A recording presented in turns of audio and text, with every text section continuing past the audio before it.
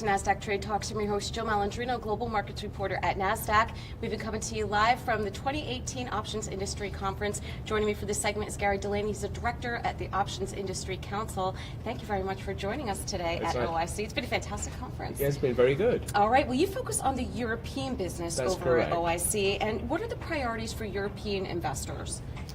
I think the priorities for European investors are very similar to those for US investors. They're looking at yield enhancement, protection, positioning. Those are the top three. So it's similar to what we're looking at the US, but what's your role specifically at OIC? How are you helping European investors? Right, okay. I present, I do a lot of seminars, webinars, web posts, customer relations, work with the press, to get over the message of education for options, for the responsible usage of options. And that was my next question. How important is investor education for options? Investor education is absolutely vital. A long time ago when I started in the markets, I went to see a money manager, and he said, Gary, if you can't sum up the upside and downside of this strategy in 3 sentences or on half a piece of paper, we won't do it.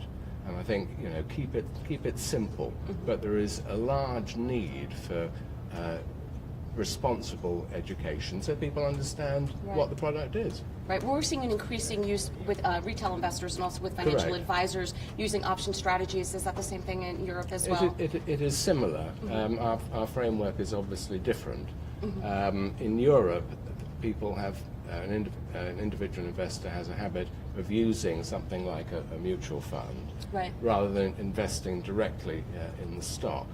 But having said that, there is a very strong appetite across all sectors of the market for the liquidity that the US option markets offer, and also the breadth of services.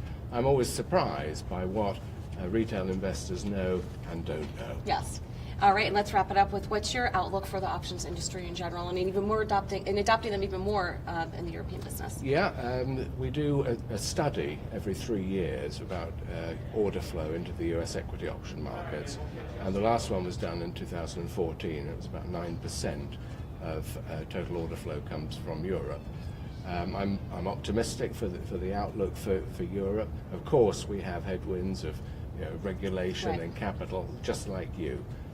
And we also have things like Brexit to add extra piquant sauce. But I'm optimistic. We've certainly seen a lot of demand from some of the retail brokers that I work with and some of the seminars that we've done.